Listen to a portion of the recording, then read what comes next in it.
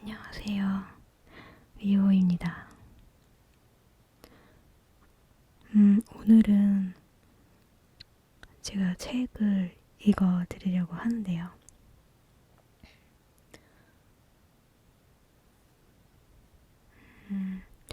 많은 분들이 책 읽기 ASMR을 좋아하시잖아요.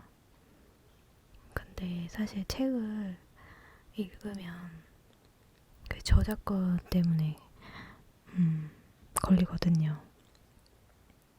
저작권이 없는 책을 읽어야 하는데 그런 게 찾아봤는데 찾기가 쉽지가 않더라고요. 그래서 어떻게 하면 좋을까 생각을 하다가 저에게 저작권이 있는 글을 읽어드리면 되겠다라고 생각을 하게 되었어요.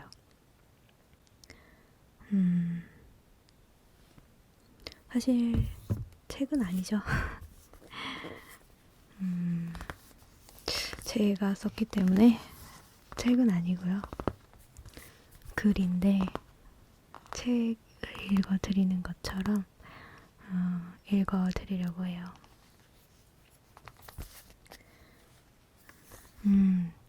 제가 읽어드릴 글은 제가 몇 년 전에, 한 2년 정도 전에 썼던 글인데, 제가 이 글을 쓰게 된 계기를 좀 얘기를 해드리고 싶어요.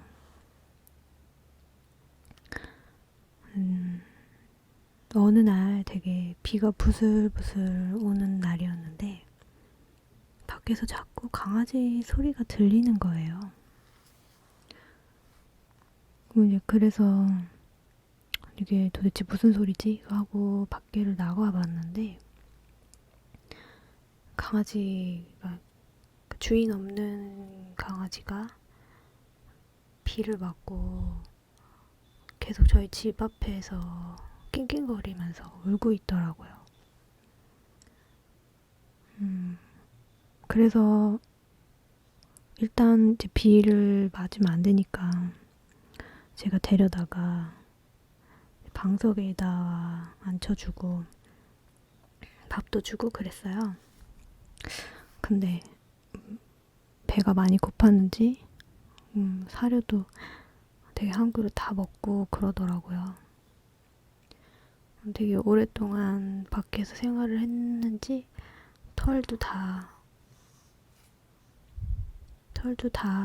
엉켜 있고 되게 지저분한 상태였고, 하여튼 유기견이었던 거죠. 근데 이 녀석이 완전히 진짜 막 그냥 사람 손을 타지 않은 그런 강아지가 아니었던 건 게 사람을 너무 좋아하는 거예요. 말도 되게 잘 듣고, 보통 강아지들이 하는 그런 뭐 손이나 뭐 앉아 뭐 그런 것들도 다 할 줄 알고, 되게 무엇보다도 되게 깜짝 놀랐던 게 이제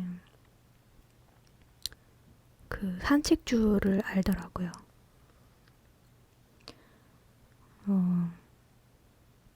산책 이제 줄을 끼워서 이제 밖으로 이제 주인을 찾아보려고 밖으로 데리고 나가려고 했더니 그 줄을 끼는 방법을 다 알더라고요.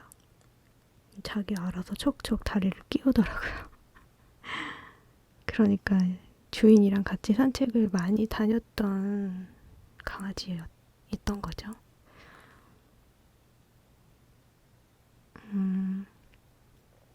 마음 같아서는 제가 키우고 싶었는데, 저도 이제 저희 집에도 강아지가 있고, 아무래도 또 부모님이 또 막 강아지 더 키우기는 그렇다 그러셔가지고 어쩔 수 없이 이제 동물병원에다가 데려다가 줬는데, 제가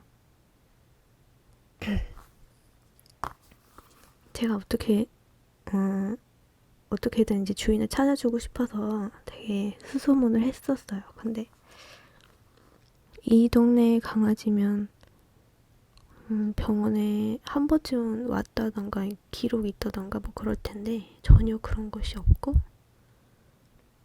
아마 다른 동네에서 버리고 간 것 같다고 하더라고요.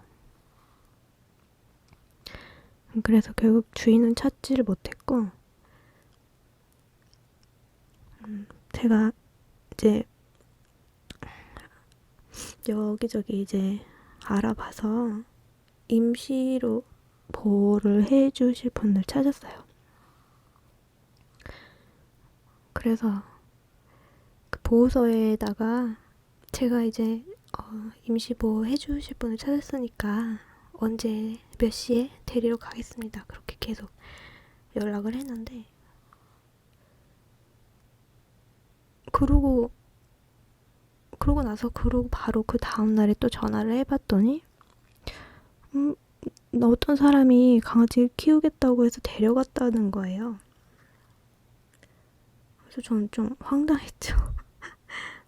그 전까지만 해도 분명히 뭐 데려갈 사람이 없고 뭐 와서 빨리 데려가라 이런 식으로 얘기를 했는데, 내가 분명히 몇 시에 언제 데리러 간다고 말을 했는데 갑자기 누가 데려갔다고 오지 말라고 하니까 제가 되게 너무 당황스럽고 좀 믿기가 힘든 거더라고요. 이제 아는 분들은 아시겠지만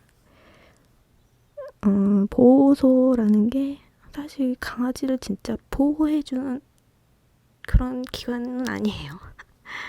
보통 한 일주일에서 열흘 그 정도 지나면 안락사를 시키거든요. 그 안에 주인을 찾아야 되고요.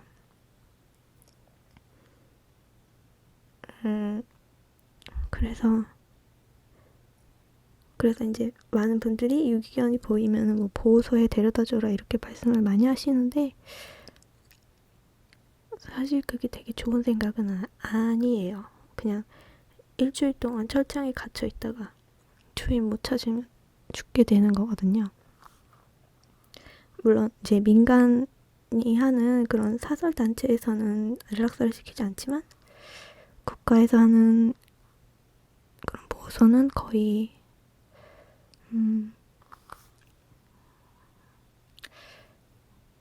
뭐 아무튼 그런 여러 문제들이 있어요. 물론 뭐 더 오랜 기간 동안 보호를 해주는 그런 곳도 있긴 하겠지만, 사실 지금 이 순간에도 정말 많은 강아지들이, 고양이들이, 정말 수없이 많은 동물들이 버려지고 있거든요. 그러니까 걔네들을 다 수용할 수 있는 공간도 없고 인원도 없고 예산도 없고 그런 실정인 거죠.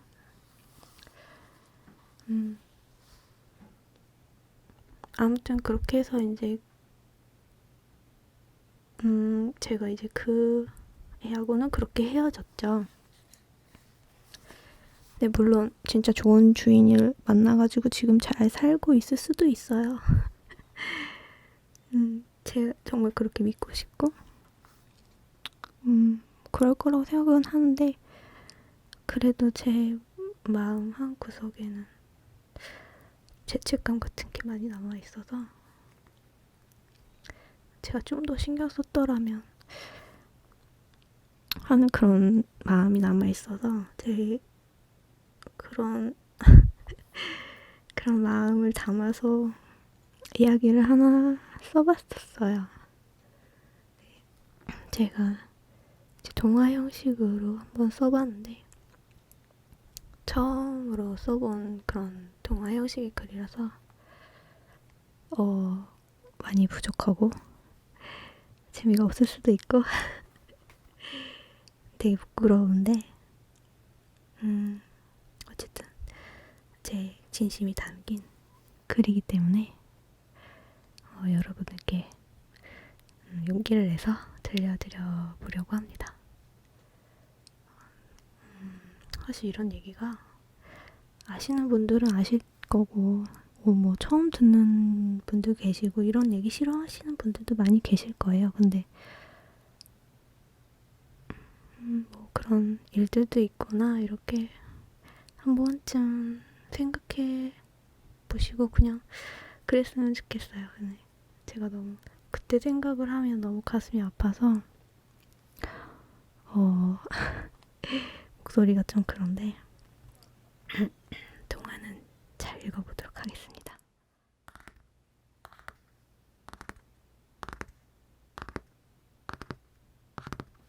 제목은 딸랑딸랑입니다.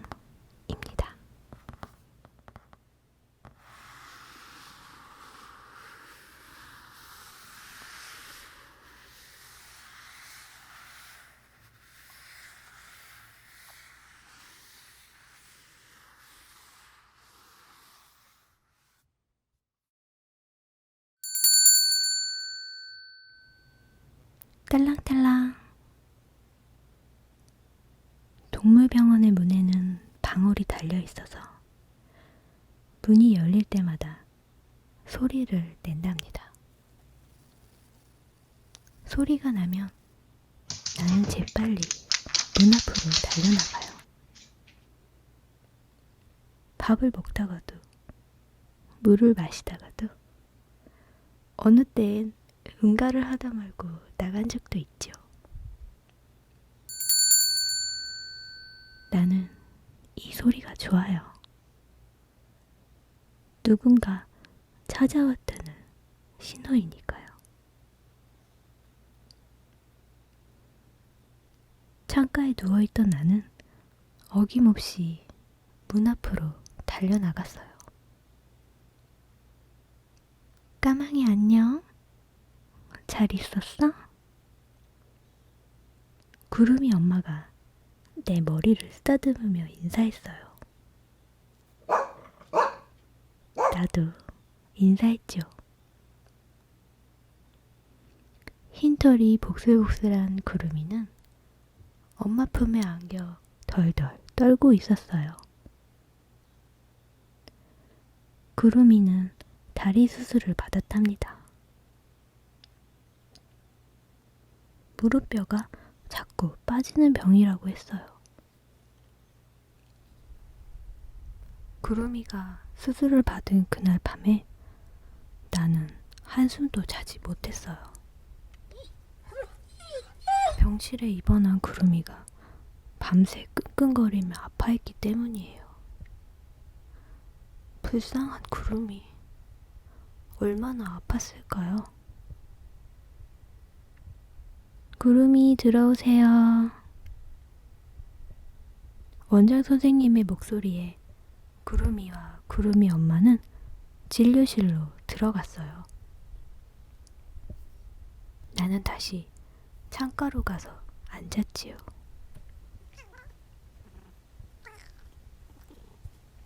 내 옆에서는 미미와 나나가 놀고 있었어요. 미미와 나나는 몇 달 전 병원 앞에 버려져 있던 새끼 고양이랍니다.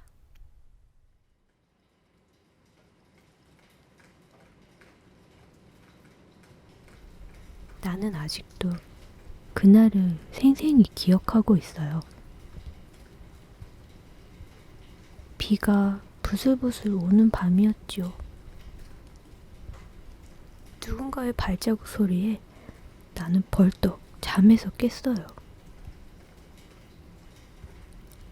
슬금슬금 문 앞에 가봤지만 사람은 보이지 않았답니다. 그런데 글쎄 작은 상자에 담긴 요 녀석들이 미야미야 울고 있는 것이 아니겠어요? 나는 문을 긁어봤지만 열리지 않았어요.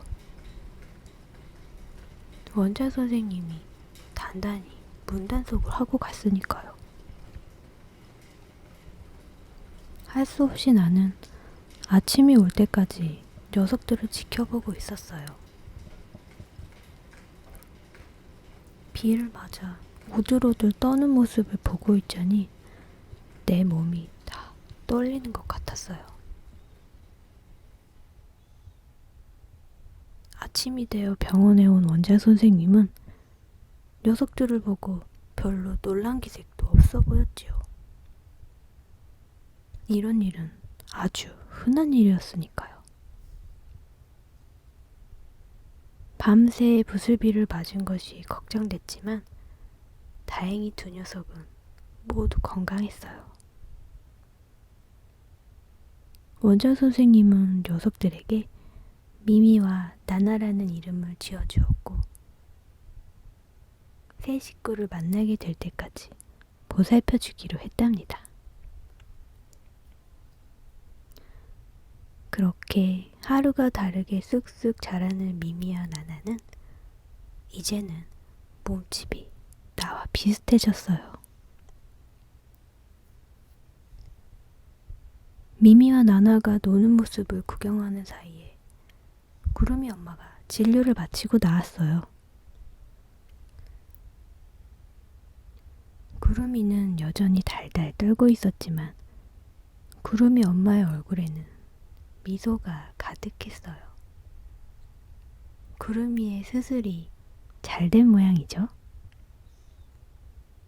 까망이, 내일 또 보자. 문 앞까지 배웅 나간 내 머리를 구름이 엄마가 슥슥 쓰다듬었어요. 나는 구름이 엄마의 뒷모습을 한참 바라보았답니다. 구름이 엄마를 보면 나는 늘 언니가 생각나요.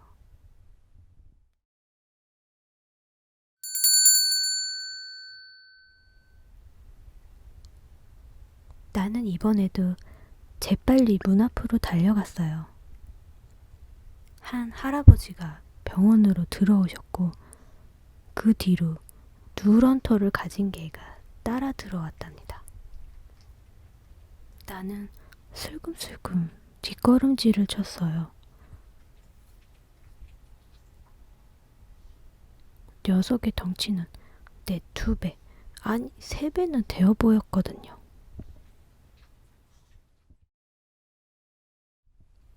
광견병 주사 좀 놔줘. 할아버지 처음 오셨죠? 여기 이름이랑 나이랑 작성해 주시겠어요? 원장 선생님이 종이와 펜을 내밀었지만 할아버지는 손사래를 쳤어요. 아이, 똥개야, 똥개. 그런 거 필요 없고 주사나 놔달라고. 원장 선생님은 녀석을 데리고 진료실로 들어갔어요. 원장 선생님은 녀석을 데리고 진료실로 들어갔어요. 나는 빼꼼 고개를 들이밀어 진료실 안을 살펴봤지요. 녀석은 깨갱 소리도 내지 않고 주사를 맞았어요. 착하네.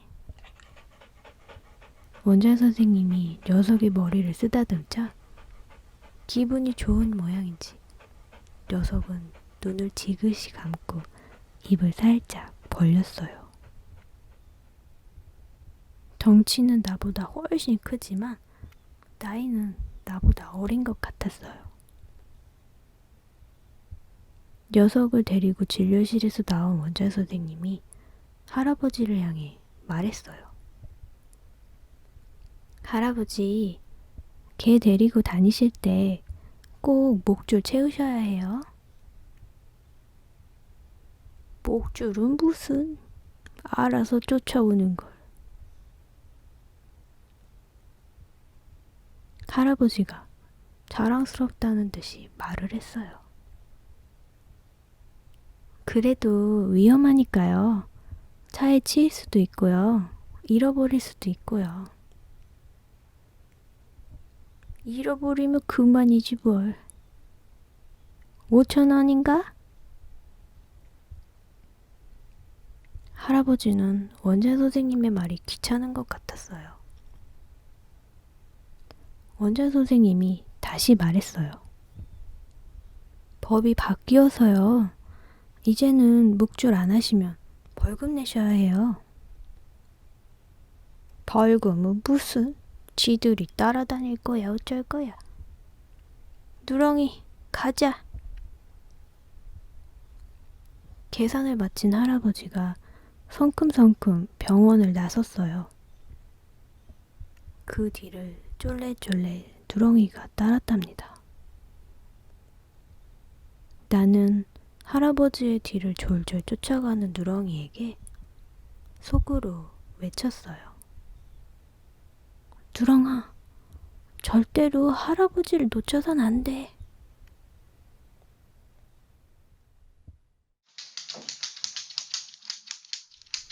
이번엔 방울 소리가 나기도 전에 문 앞으로 달려갔어요. 나는 신이 나서 펄쩍 뛰었어요.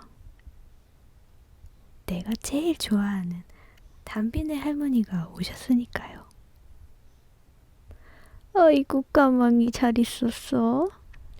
나는 할머니 옆에 발라당 누웠어요. 할머니는 내 배를 긁어주셨지요. 할머니의 손길은 언제나 나를 기분 좋게 한답니다. 할머니 오늘 이사 가시는 날이죠? 원장 선생님이 말했어요. 예. 짐 정리하느라 힘드셨죠? 내가 뭐 힘들어. 요새는 포장인가 해가지고 별로 쌀 것도 없대. 에휴, 그나저나 큰일이네. 이제 까망이 보고 싶어서 어쩌나. 할머니가 나를 꼭 끌어안았어요. 종종 보러 오시면 되죠. 에휴, 내가 죽기 전에 볼 수 있으려나 몰라. 내가 데려가서 키우면 좋을 건데. 내가 안 그래도 어쩌냐고도 물어봤어. 근데 우리 아들이 그렇게 안 된다고. 어쩔 수 없죠. 담비랑 사랑이도 있잖아요. 에휴. 할머니가 땅이 꺼져라 한숨을 쉬었어요. 내가 좋아하는 할머니 냄새가 코로 가득 들어왔어요. 할머니는 무릎에 엎드린 내 머리와 등을 계속해서 쓰다듬어 주셨어요. 나는 옛날이 생각났어요. 할머니를 처음 만났던 날이 말이에요. 할머니는 울타리에 갇힌 내게 다가와 머리를 쓰다듬어 주셨었죠. 얘는 이름이 뭐여? 집이 어디여? 모르겠어요. 목줄은 하고 있었는데 연락처는 없고 나무에 묶어놨더래요. 아휴, 불쌍해라. 처음 보는 개 같은데. 다른 동네에서 버리고 간 것 같아요. 아무도 본 사람도 없다고 하고 기록도 없고요. 피부병이 심한데 치료해주기 싫어서 버렸는지. 아이고, 그럼 어찌 되는 건가? 일단은 기다려 봐야죠. 주인이 나타날 때까지. 내다 버린 걸 주인이 나타나? 입양해줄 사람이 나타나야죠. 새끼도 아니고 다 큰 개를 누가 데려가. 쉽지는 않죠. 에휴, 불쌍해서 어떡해. 그날 이후 할머니는 매일 나를 보러 병원에 오셨어요. 할머니가 키우는 담비와 사랑이는 할머니가 나를 안아줄 때마다 컹컹 짖었어요. 할머니가 나를 예뻐하는 게 질투가 났겠지요. 할머니는 내게 맛있는 간식도 사주고 예쁜 옷도 사주셨어요. 까망이라는 이름을 지어주신 것도 바로 할머니랍니다. 나는 원래 초코라는 이름을 갖고 있었지만 그 사실을 아는 사람은 이곳에 없지요. 어느 날 할머니는 원장 선생님의 손을 붙잡고 이렇게 말씀하셨어요. 선생님, 내가 까망이 데려가고 싶은데 우리 아들이 개를 더 데려오면 다 갖다 버리겠다고 화를 내서 내가 얘 밥값이랑 드릴게. 살려주시면 안 되겠어요? 말을 하는 할머니의 눈은 토끼처럼 빨갰어요. 그렇게 나는 이곳 병원의 식구가 된 것이에요. 벌써 1년이 넘었지요. 까망이 잘 있어. 선생님 말씀 잘 듣고 밥 잘 먹고 알았지? 한참 동안 내 머리를 쓰다듬던 할머니가 나를 바닥에 내려놓고 당부하듯 말했어요. 할머니의 눈은 예전처럼 빨갰지요. 할머니의 볼을 낼름 핥았더니 짠맛이 났어요. 할머니는 문 앞에 선 채로 또 한참 나를 바라보다가 병원을 나가셨어요. 나는 할머니의 모습이 보이지 않을 때까지 지켜보다가 자리로 돌아와 앉았어요.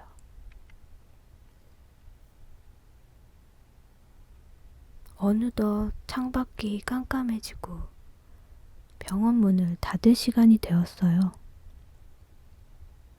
원장 선생님은 3개의 밥그릇에 사료를 부어주었어요. 나는 이 시간이 제일 싫어요. 아침이 올 때까지는 원장 선생님도 담비네 할머니도 아무도 찾아오는 사람이 없으니까요. 잘 자고 내일 보자. 나는 창가에 앉아 원장 선생님이 탄 자동차가 보이지 않을 때까지 지켜봤어요. 선생님이 부어준 사료를 와그작 먹고 나는 자리로 돌아가 누웠어요. 미미와 나나는 밤이 되면 더 활발해져서 뛰어다녔지만 나는 가만히 누워 창밖이 환해지기만을 기다렸어요. 딸랑딸랑 소리가 들릴 때까지 말이에요.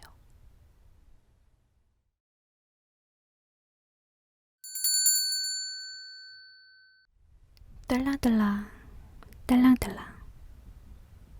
오늘도 신나는 하루가 시작되었어요.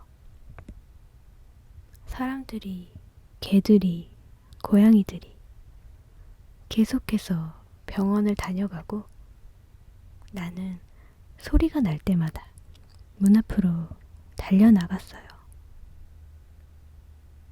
그런데 나는 익숙한 발자국 소리를 들었어요. 나는 가슴이 콩닥콩닥 뛰었어요. 벌떡 일어나 창가로 다가간 나는 익숙한 얼굴을 발견했답니다.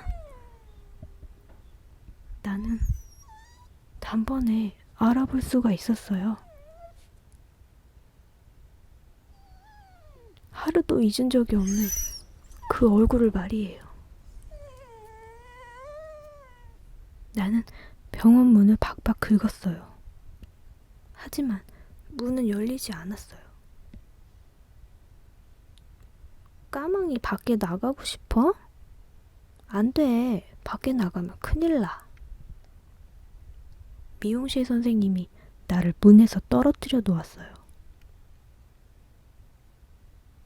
나는 다시 문 앞으로 달려가 소리쳤어요.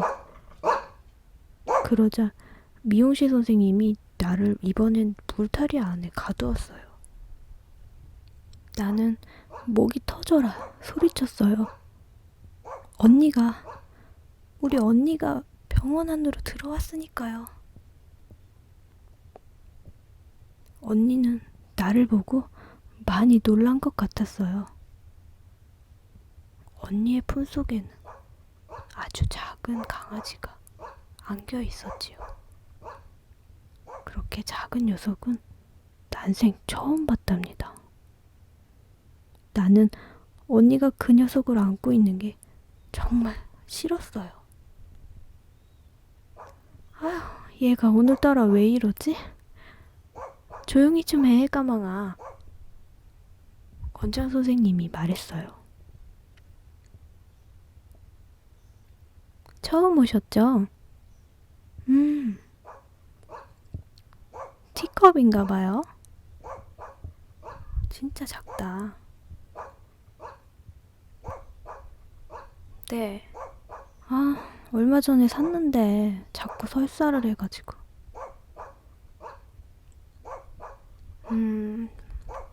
좀 볼게요.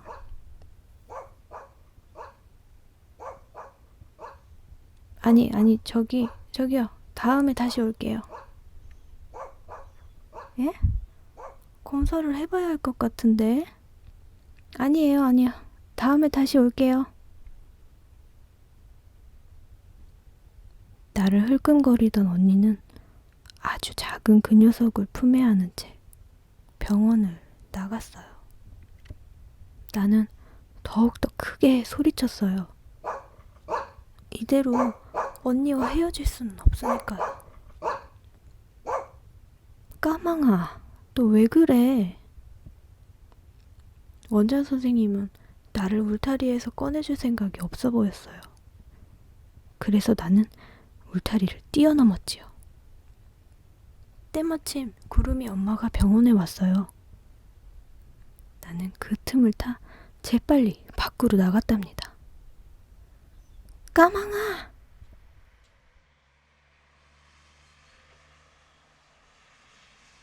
원장 선생님의 목소리가 등 뒤에서 들려왔지만 나는 앞만 보고 달려갔어요.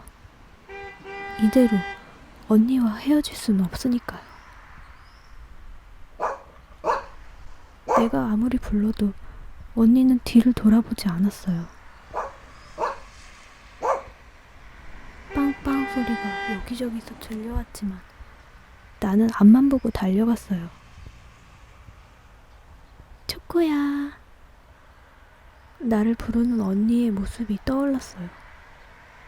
언니는 내가 세상에서 제일 예쁘다고 했어요. 나는 달리고 또 달렸어요.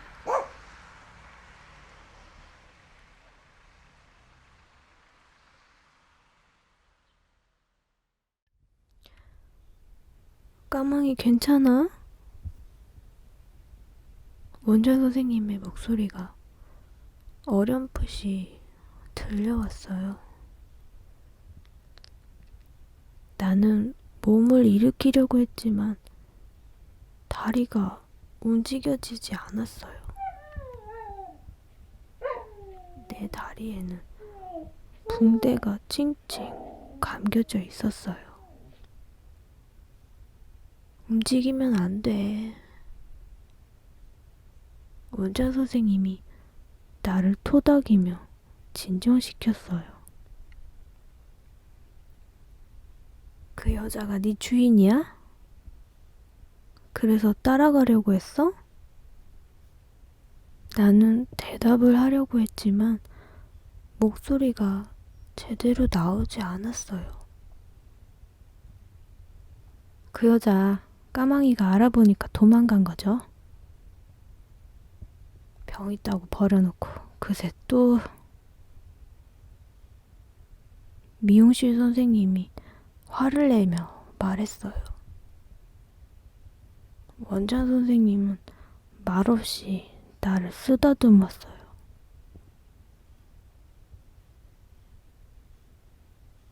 그날 밤 나는 언니가 나오는 꿈을 꾸었어요.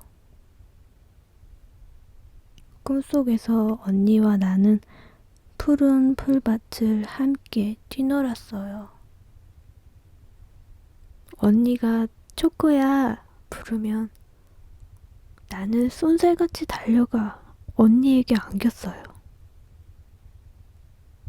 언니는 나를 안고 아이고 우리 초코 예쁘네 말했어요.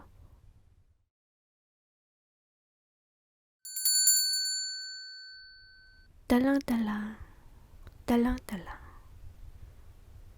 오늘도 병원에는 많은 사람들과 동물들이 오고 가요. 하지만 나는 더 이상은 문 앞에 나갈 수 없어요. 아무리 일어서려고 해도 내 다리는 움직여지지 않으니까요. 방울 소리가 날 때마다 나는 몸을 버둥거리며 고개를 돌려보았어요. 초코야 하고 언니가 들어올지도 모르니까요. 까망아 하고 담비네 할머니가 오실지도 모르니까요. 딸랑딸랑 딸랑딸랑. 나는 이 소리가 세상에서 제일 좋아요.